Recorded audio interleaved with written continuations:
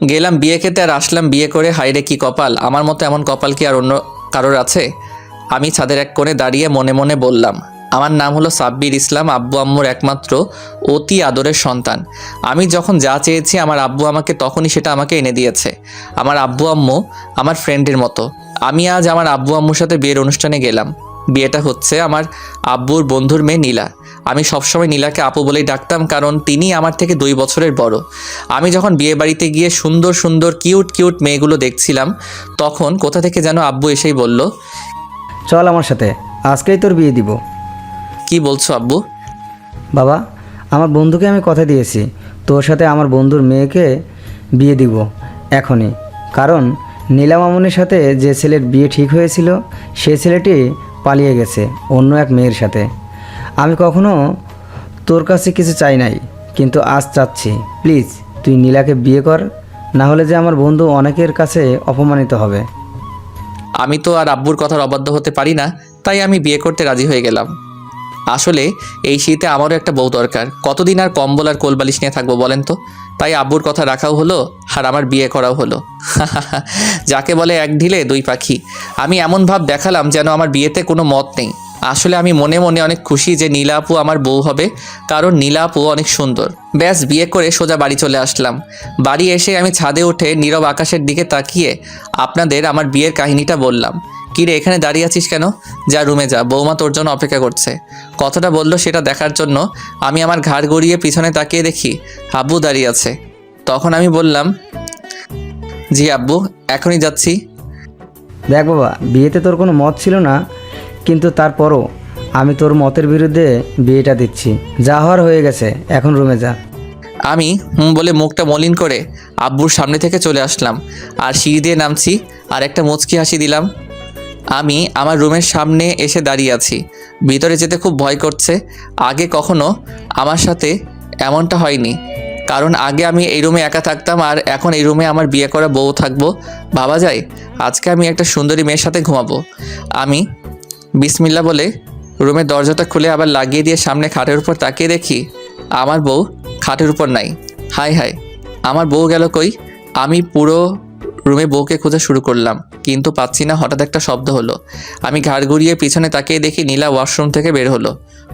ও, তুমি ওয়াশরুমে গিয়েছিলে আর আমি তোমাকে সারাটা রুম খুঁজে বেড়াচ্ছি। নীলা রেগে বলল, এই তুমি কি, হ্যাঁ আপনি করে বলো? আমি তোর বড়, আর খবরদার আমার কাছে আসার চেষ্টা করবি না। তুমি তো আমার বউ, তাই আমি তোমাকে তুমি করে বলতেই পারি। আর বর কখনো বউয়ের কাছে যাবে না, এটা কি কখনো হতে পারে? এটা বলে আমি নীলাপুর কাছে এগিয়ে তার হাতটি ধরলাম। নীলার হাতটি ধরার সাথে সাথে নীলাপু আমার থেকে তার হাত ছাড়িয়ে খুব জোরে একটা চর বসিয়ে দিল আমার গালে। নীল রেগে বলে উঠল, তোকে না বললাম তুই আমার কাছে আসার চেষ্টা করবি না? কোন সাহসে তুই আগে ছুঁয়েছিস? ছি, শেষে কিনা তোর মতো একটা পিচ্চির সাথে আমার বিয়ে হলো। তোকে আমি আমার বর হিসেবে মানি না আর কখনো মানবও না। 6 মাসের আগে তো তোকে ডিভোর্স দেওয়া যাবে না, তাই এই 6টা মাস তোর সাথে আমার থাকতে হবে। খবরদার যদি কয়টা দিন আমার কাছে আসার চেষ্টা করিস তো খুব খারাপ হবে বলে দিলাম। আমি গালে হাত দিয়ে নীলার কথাগুলো শুনে চলেছি। আমি প্রথমে ভেবেছিলাম নীলা আমার সাথে মজা করছে, এখন দেখি না, সে আমার সাথে মজা করছে না। আজ পর্যন্ত আমার আব্বু আম্মু আমার গায়ে হাত তুলে নাই, তাই থাপ্পড়টা গালে পড়ার সাথে সাথেই হয়তো চোখের এক কোণে পানি এসে ভিড় জমিয়েছে। আমি গালে হাত দিয়ে নীলাকে বললাম, আমি তো আর একেবারে পিচি না, শুধু 2 বছরের ছোট। তো 2 বছর হোক বা 1 বছর, তুই আমার ছোট। তোকে আমি আমার বর হিসেবে মানি না। এখন সামনে থেকে সর, আমি ঘুমাবো। আর খবরদার বিছানায় আসবি না, নয়তো আমার থেকে খারাপ কেউ হবে না। আমি চুপ করে দাঁড়িয়ে রইলাম। চোখের কোণে আসা পানিটা টুপ করে গাল বেয়ে পড়ে গেল।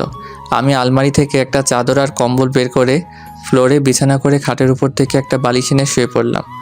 ভোরবেলা ঘুম থেকে উঠে নামাজ পড়ার জন্য আমি মসজিদে গেলাম। নামাজ পড়ে বাহিরে অনেকটা সময় কাটিয়ে বাড়িতে আসলাম। বাড়িতে এসে দেখি নীলা আম্মুর সাথে হাসি মুখে কথা বলছে আর খাবার টেবিলে খাবার সাজাচ্ছে। আম্মু আমাকে দেখে বলে উঠল, কিরে এতক্ষণ কই ছিলি? আরে এত সকালবেলা কোথায় গিয়েছিলি?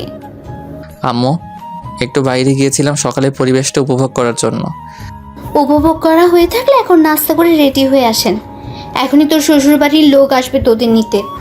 আমি মাথা নাড়িয়ে নাস্তার টেবিলে বসে নাস্তা করে আমার রুমে চলে আসলাম। রুমে আসার সাথে সাথেই নীলা আমার সামনে এসে বলে উঠল, আমাদের মাঝে যা কিছু হয়েছে তা কেউ কাউকে বলবি না, মনে থাকে জানো। এটা বলেই ডাইনি, পেতনি, শাকচুন্নি, ওগান্ডার কালা পেতনি এগুলো আমি। কারণ নীলার সামনে দাঁড়িয়ে এসব বলার সাহস আমার নাই। বাবারে বাবা, এই মাইয়ার হাতে কি জোর! গতকাল এক থাপ্পড় দিয়ে আমার দাঁত নড়িয়ে দিছে। আমি রেডি হয়ে চুপ করে খাটের এক কোণে বসে আছি। একটু পর নীলা রুমে আসলো। নীলা এসে রেডি হয়ে নিল। আমি নীলার সাথে একটা কথাও বলি নাই। শ্বশুর বাড়ি থেকে লোকজন আমাদের নিতে আসলো। আমি আর নীলা তাদের সাথে চলে গেলাম।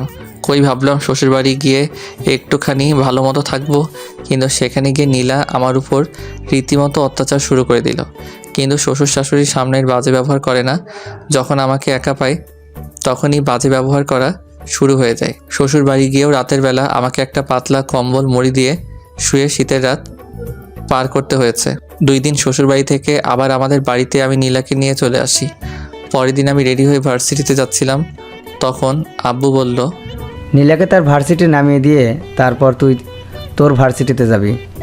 কেন, সে কি একা যেতে পারে না? আমি কেন তাকে দিয়ে আসবো? কি ব্যাপার, তুমি এইভাবে কথা বলছো কেন? হঠাৎ নীলা কোথা থেকে যেন এসে বলল, আসলে আব্বু, গতকাল রাতে ওর সাথে আমার একটা বিষয় নিয়ে ঝগড়া হয়, তাই হয়তো ও রাগ করে এইভাবে বলছে। আব্বু আমাকে বলল, কি হয়েছে তোমার? বিয়ের এখনো কিছুদিন হলো আর তার আগেই বউয়ের সাথে ঝগড়া করো? আর একদিন যদি তোমার নামে এইসব শুনি তাহলে আমি তোমাকে বাড়ি থেকে বের করে দিব। আমি আব্বুর কথার জবাবে কোনো উত্তর দিলাম না। মাথা নিচু করে দাঁড়িয়ে আছি।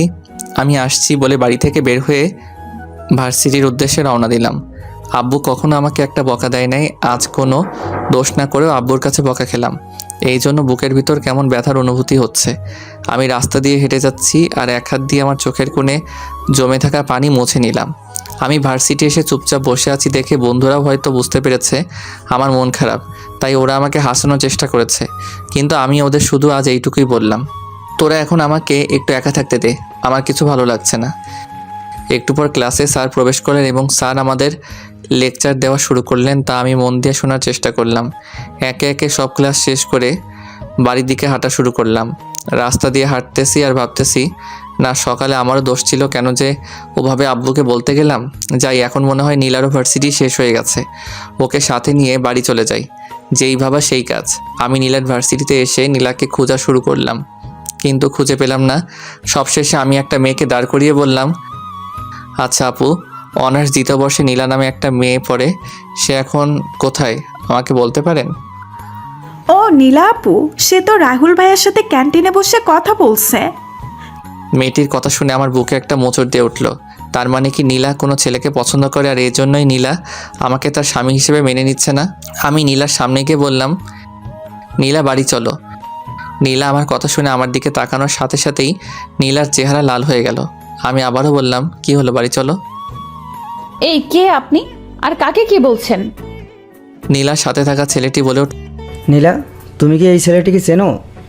না রাহুল, আমি এই ছেলেটিকে চিনি না।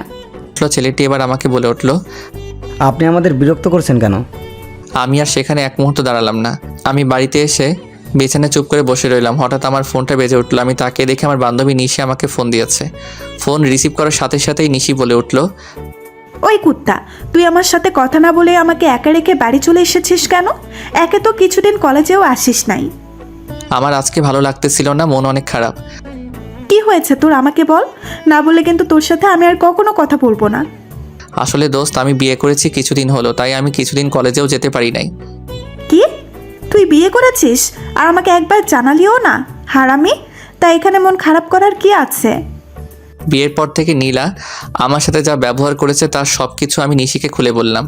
নিশি আমার কথা শুনে বলল, আয়, তুই আর আমি প্রেম করি। এই তোর কি মাথা খারাপ হয়ে গেছে? আমি তোর সাথে প্রেম করব মানে?